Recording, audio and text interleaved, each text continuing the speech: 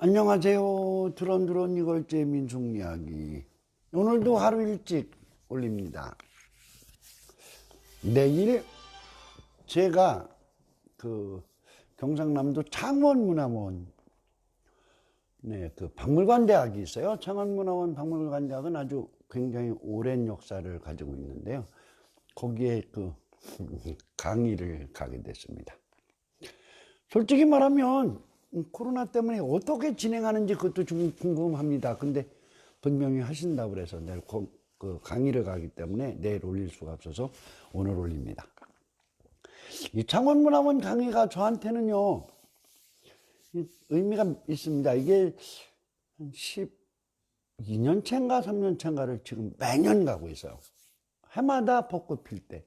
올해는 벚꽃이 확 펴서 벌써 좋겠죠. 근데 4월 초에 가면 항상 그 벚꽃을 구경할 수 있어서 어떤 때는 이제 하루 전에 가서 보기도 하고 그렇게 하던 건데, 어째 작년도 2020년도에 코로나 터지고 나서는 지금 충청남도를 벗어나서는 제가 처음 하는 행사이기 때문에 마음으로 긴장도 되고 그러네요. 강의하는 제목은 잃어버린 소리를 찾아서. 제가 이제 소리를 어떻게 에 대해서 이제 어떤 인연으로 사적인 이야기를 많이 해요. 그래서 이제 어려서부터 있었던 얘기들 쭉 하면서 소리가 어떠했고, 그것이 이제 향토 소리의 중요성을 깨닫게 되는 건 어떻게 됐고, 지금은 노래도 만들고 있고 뭐 그런 얘기들을 하고, 그 다음에 이제 지역의 향토 민요가 왜 중요한 가치를 갖는가, 그것에 대한 이야기들을 제가 좀 말씀드리죠. 거기 가서는 반응도 좋으시고, 그래서 매년 거기는 불러주면 매년 제가 전화가 오면 언제나 그렇게 말해요. 창원은 갑니다. 무조건 가요. 그렇게 말하거든요. 그런데 올해도 또 불러주셔서 갑니다. 먼저 제가 그 향토 소리 처음 들어갈 때 제가 소리를 왜 이렇게 중요시하는가, 사람 인연에 대한 이야기를 좀 했었는데, 그 중에서 사람들이 의외로요, 그 심우영 씨에 대한 관심을 보이는 분들이 좀 있더라고요. 근데 그분한테는요, 이제 이렇게 얘기를 하면 엉뚱한 얘기가 나옵니다. 뭐냐면, 제가 한 사람에게 가장 많이 맞았던, 이게 나를 가장 많이 때린 사람이에요. 뭐 딱지로 때리고 막 했던 분이시죠. 평생에 가장 많이 맞은 날, 그것도 심우영 씨한테 맞았어요. 날짜 기록은 없고요. 제가 17살 때 차이치라는 걸 한다고 이렇게 막 까불고 다닐 때였었어요. 근데 그때도 남 앞에서 뭐 하는 것들을 좀 이렇게 앞장서고 싶은 어떤 그런 기질이 그때 매우 강했던 것 같아요. 지금보다도 훨씬. 지금은 제가 좀 뭐 세상에 뭐 감투나 어디 오세요 하는 걸 즐겨 쫓아다니는 쪽은 아닌 사람으로 살아가는데, 그때는 그랬어요. 그래서 17살 때 4.27라는 걸 합니다. 지덕노체 그 청소년들 계몽 사업을 했던 4.27을 해서 거기서 그때 이제 그 의당면에 금강지소라고 하는 지소가 있었어요. 그 지소에서 배워가지고 오락을 배워요. 제가 오락을 배워서, 죄송합니다. 그 열정리에 가서 그걸 청소년들한테 가르쳐요. 사회체원들한테. 이게 무슨 얘기냐면 그분한테 많이 맞은 얘기하는 거예요. 가르치고 있는데 그분이 화가 잔뜩 내서 오셨어요. 그래서 이제 저보다 7살이 위니까, 저 17살 때 그 24살이니까 그분 한참 때잖아요. 그때 그분한테 진짜 많이 맞아요. 남들 앞에서 그것도. 그러니까 막 사람들이 말리기도 하고, 저는 이제 무슨 영문으로 맞는지도 모르고 맞았죠.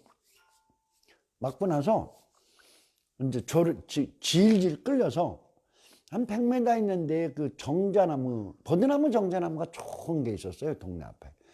거기로 끌려갔습니다. 거기로 갔는데 갑자기 가더니 저한테 뭐라고 하냐면, 너 왜 맞았니? 그러는 거예요. 그래, 모르니까. 모른다고 했더니 모르면 또 맞아야 된대요. 그때는 많이 때리진 않으셨어요. 그 대신 끌고 하여튼 저희 집으로 갔습니다. 맞고 끌려서. 그냥 온 것도 아니고요. 손목 잡혀갖고 끌려서 갔어요. 제 방에를 들어갑니다. 시골집, 아버지 돌아가시고 저 혼자 쓰는 웃방. 거기에 그 형님도 이제 뭐 거의 날마다 오셔서 그때 우리 하던 말로 개똥철학하고 뭐 그랬죠. 그랬는데 거기를 딱 들어갔는데 평생 못 잃어버릴 말씀을 하시더라고요. 네가 맞은 이유는 이런 거래요. 무식한 놈이 설치면 나라가 망한대요. 그 말 무섭더라고요. 근데 그때로 봐서 제가 뭐 잘난 척을 하고 어디 가서 오락은 배워왔을지라도 17살 때 책도 많이 읽지 않았었고요. 뭐 서당도 다니다가 그때 소설 때문에 뭐 어쩌고 한다고 해서 버렸었고요. 학력은 초등학교 졸업이고요. 무식하지 않다고 소리치고 싶은데 나는 무식한 사람이더라고요. 그러고 그분이 뭐라고 하고 갔느냐면 네가 스스로 공부해야 될 때지 남의 가르칠 때가 아니라는 거예요. 그러고 그분은 가버리셨어요.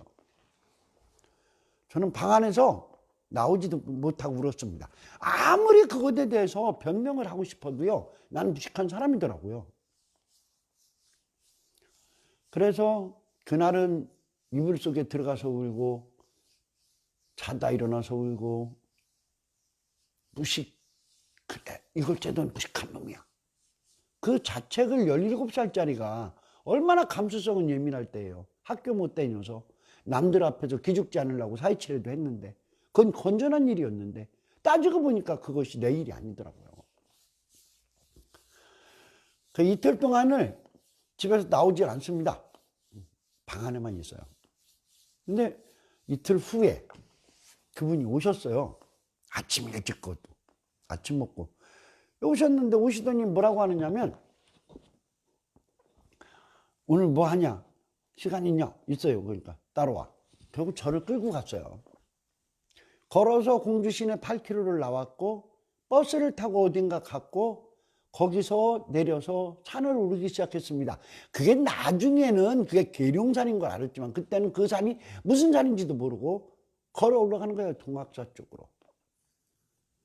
그런데 은선폭포라는 폭포가 있는데 그 앞에까지를 갔는데 제가 숨이 차갖고 도대체 못 올라가고 있더라고요. 그래서 잠깐만 쉬었다 가시지요. 그러니까 쳐다보더니 한마디도 안 하고 거기까지 올라갔거든요. 하는 말이 뒤질래 그러는 거예요. 또 마주개미 꼼짝 못하고 올라갔죠. 폭포를 만나서 시원한 폭포 이런 것이 있구나 세상에. 그걸 알게 되고 다시 산으로 올라갑니다. 날등을 올라가면서요 세상이 보이기 시작했어요. 계룡산 꼭대기로 올라갔습니다. 천왕봉 지금은 못 올라가게 등산이 통제된 데인데 그때는 올라갈 수가 있었어요. 올라갔는데 전개 올라가면서 산 위에서 얼마나 넓은 세상을 볼 수 있는 건지를 계속 보고 올라갑니다. 그러고 꼭대기에 딱 올라갔어요. 둘 다 힘 없이 퍽 주저앉았는데 그분이 물읍디다. 뭘 좀 봤냐? 그래요. 뭘 좀 봤냐? 얘 봤시오 그랬어요. 봤습니다. 뭐가 보이냐? 세상이 참 넓네요. 계룡산 꼭대기에서 본 촌놈 이걸째가 본 세상은 참으로 넓었어요. 그런데 그것이요, 거기서 가만히 올라가면서 생각해 보니까 이거는 지구 한 구퉁이에 불과하더라고요. 세상이 얼마나 넓은 것인가. 그걸 보고 내려왔습니다. 그분이 쉬지 않고 올라가고 내려왔던 이유는 그때만 해도 버스가 드물어가지고요. 공주 시내로 나와서 걸어 들어와야 되는데 그 시간 맞추기 위한 거였더라고요. 그 뒤로 저는 지금까지 잃어보지 않아요. 않고 살아요. 세상은 넓고 무식을 면하지 못하면 말을 하지 말아야 된다. 그런 생각으로 살았어요. 제 주변에 그런 인물이 있었다는 것이 가장 큰 복이겠죠. 어린 저를 아버지 일찍 돌아가시고 혼자 농사 짓고 있는 놈을 그래도 무엇인가 세상에 필요한 일을 하라고 때려준 사람이 있었다. 그게 굉장히 저한테는 참 의미 있는 일이고요. 그분 영향으로 전 지금 이렇게 살아간다. 그런 생각을 할 때가 참 많습니다. 요즘은 왜 그런지 제가 이 민속 이야기 하면서 주제하고 관계없는 얘기들을 참 많이 떠드네요. 이제 향토미녀로 오겠습니다. 공주의 소리. 향토미녀 그러면 좀 그렇고요. 공주의 소리. 공주의 소리 중에서 모내기 소리. 근데 모내기 소리에 대한 이야기를 할 때 조금 여러분들한테 이렇게 이야기를 하고 싶은 부분이 있어요. 그게 뭐냐면 모내기가 변해온 과정을 좀 이해를 하면 어떨까 싶어요.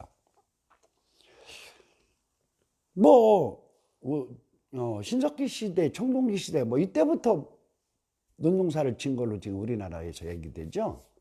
근데 그 형태의 논농사가 벼농사죠. 벼농사가 어떤 형태로 되었는가.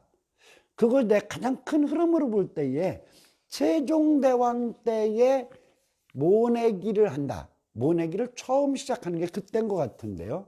그전에도 있었는지는 모르겠지만 어쨌든 농사직설이라는 세종대왕 때 책을 내셨는데 거기에 모내기를 하는 것이 더 좋다 하는 기록이 있대요.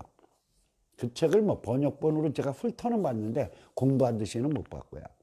근데 그 책을 보다가 놀란 게 하나 있습니다. 그게 뭐냐면 벼농사에 대한 종류를 구분해 놓은 것에서 그게 모내기 방법에 따라서 이름을 구분을 해 놨는데요. 제일 많은 쪽으로 썼던 부분이 직파입니다. 직파가 뭐냐면 직파법은 직접 씨앗을 심는 거예요. 씨앗을 심는 건데 그것이 두 가지더라고요. 하나는 뭐냐면은 건답법이 있고 또 하나는 산도법이 있어요. 산도벼라는 말을 우리 어렸을 때까지 썼는데 그게 무슨 얘기냐면 반벼입니다. 밭벼를 산도벼라고 해요. 직파는 봄에 가물어서 모내기를 어려운 논들, 물이 없어서요. 그런 때는 그냥 마른 논에다 벽씨를 심어서 키우다가 물을 잡아 키우는 것이 직파래요. 직파가 두 가지래요. 그 다음에 이제 종류법이라는 말을 썼는데 그게 이제 지금 말하는 이양법입니다. 모내기 하는 거예요. 그렇게 돼 있어서 그 시절에 그러니까 세종대왕 때면 지금부터 500년 이상 된 전인데도 모내기에 대한 기술이 그렇게 돼 있더라고요. 근데 이때 모내기가 돼서 일제 강점기까지 그 농법이 그냥 내려온 거거든요. 근데 그때 모내기는요, 줄을 떼어서 심는 게 아니고 산식이라고 해서 그냥 심었어요. 적당하게 심는 거예요. 7치 정도를 생각하는데 21cm 정도 되는 거죠. 사방. 그런 형태로 했는데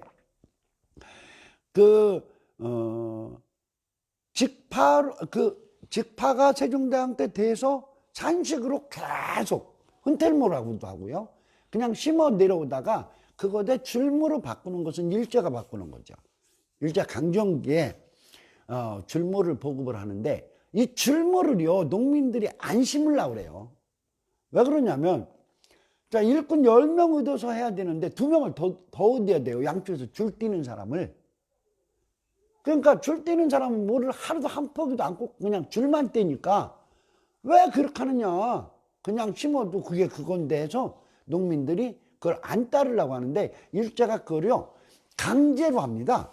어느 정도냐면 뭐 심어놓은 거 산식으로 심어놓은 걸 밟고 다시 심게 하고 뭐 이런 형태로 강제로 해갖고 줄무를 심는데 줄무를 심으니까 병충해에 강하고 소출이 더 난다고 하는 쪽들을 알게 되면서 줄무가 대세가 되는 거죠.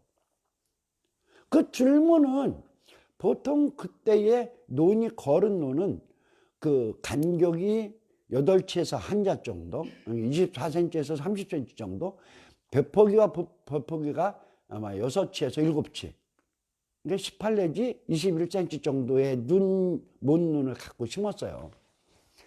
이 줄무가요, 굉장히 다양하게 뿌리를 내려요.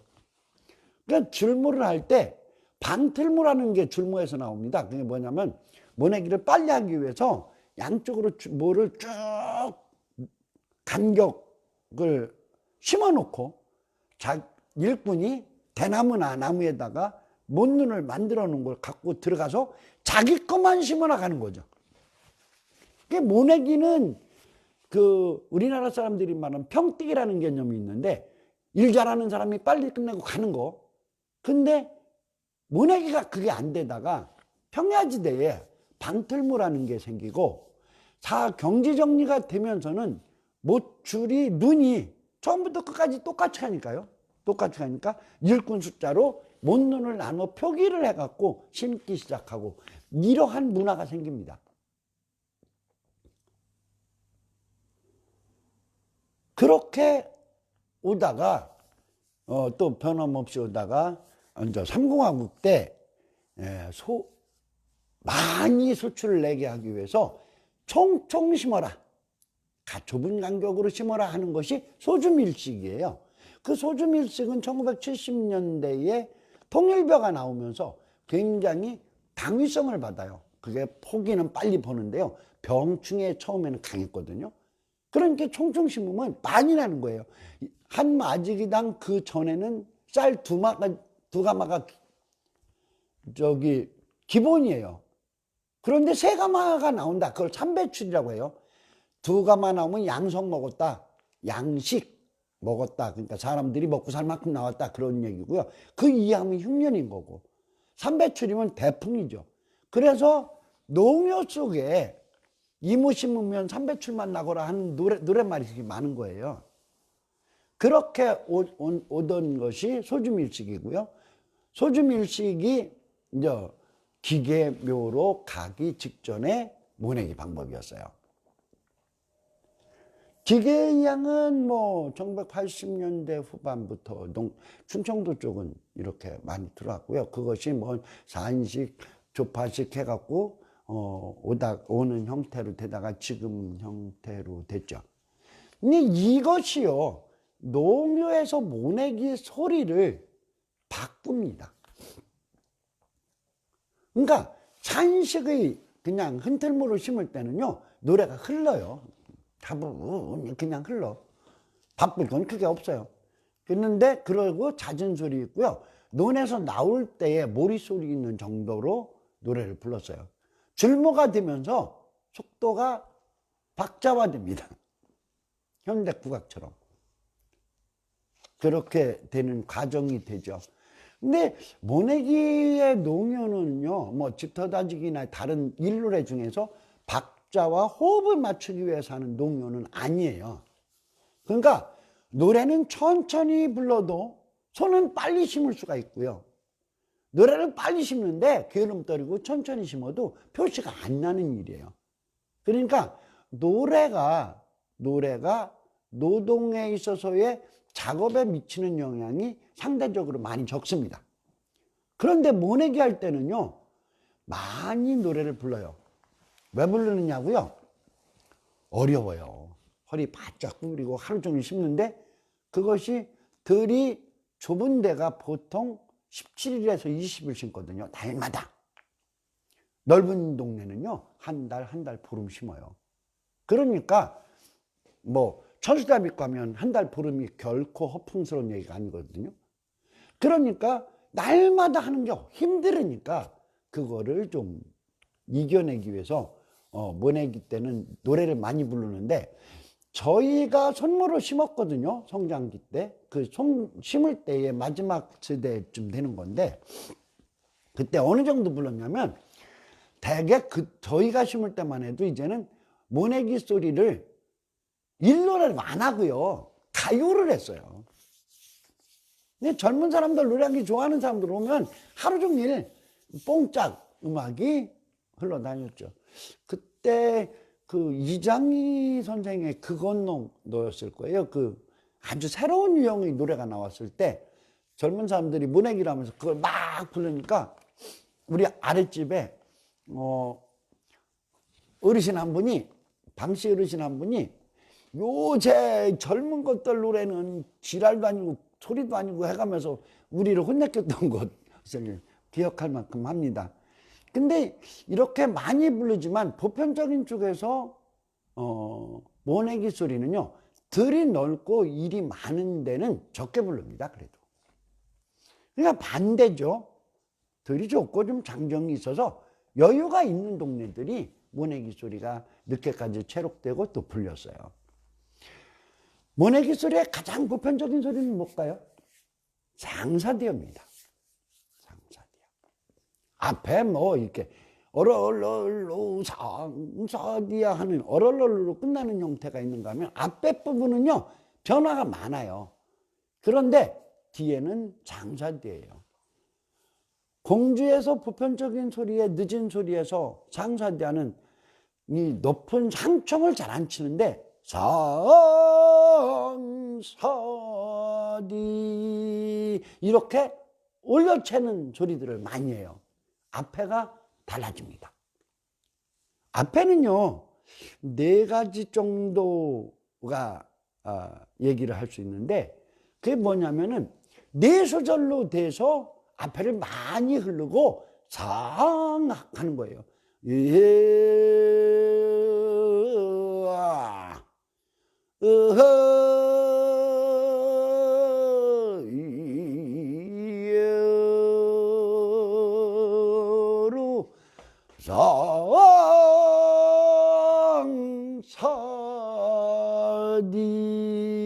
상사디 굉장히 길죠 앞에를.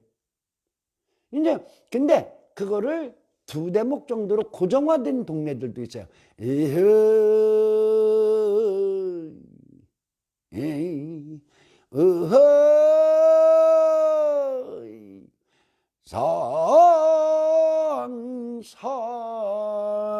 상사디 잦은 문학의 소리로 가면은 우리가 아는 소리들이 나오죠. 어럴럴로 상사디야.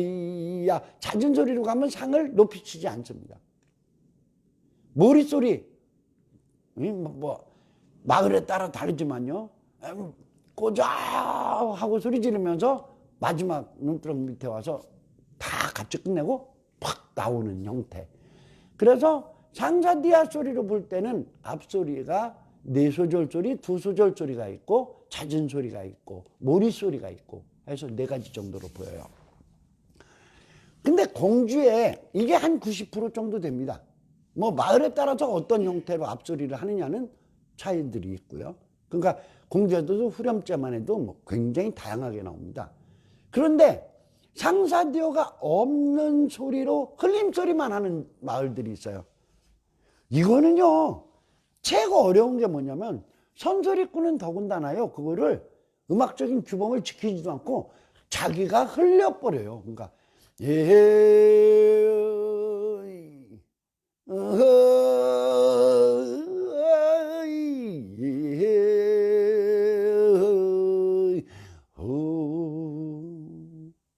이런 형태로 상사디아도 없고 그냥 흘림소리만으로 가죠.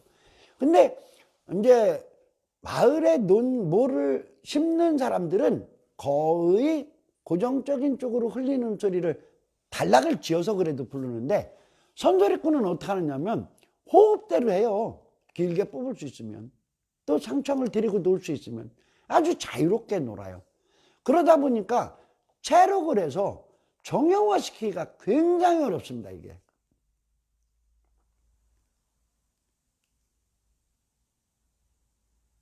근데 어떻게 해요? 그쪽도 이제 이런 쪽이죠. 4소절 소리가 있고요.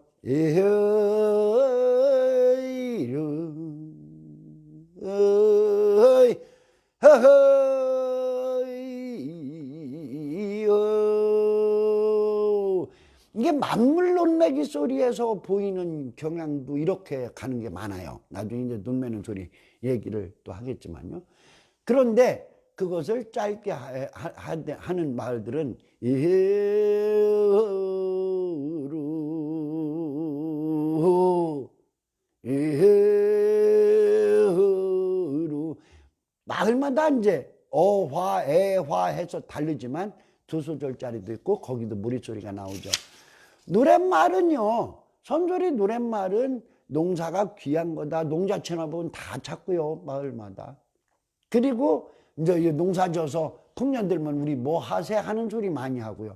근데 그런 쪽 못지않게 이제 오래 부르다 보니까 뭐를 하느냐면 미향토 민요 속의 노랫말을 그대로 차입해서 많이 씁니다. 공주에서 그냥 가장 많이 들리는 소리, 달아달아 맑은 달아 이태백이 돋은 달아, 저기 저 달 쪽에 개수나무 박혔으니 금도끼로 찍어내고 꾹꾹도끼로 다듬어서 천안도 삼거리 능수나보들은 하는 형태의 향토민요제들을 많이 넣죠.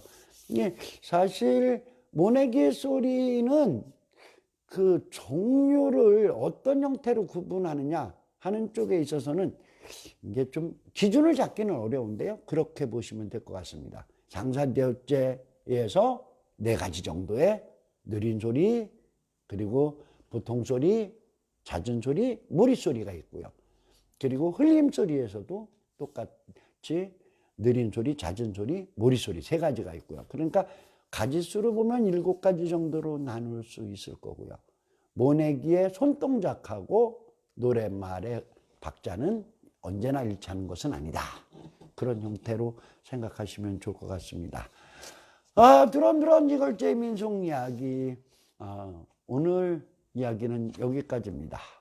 하루 먼저 시작했는데요. 앞에 객적은 소리 하다가 본 소리에 대한 부분은 좀 적게 했네요. 오랫동안 신청해 주셔서 감사합니다.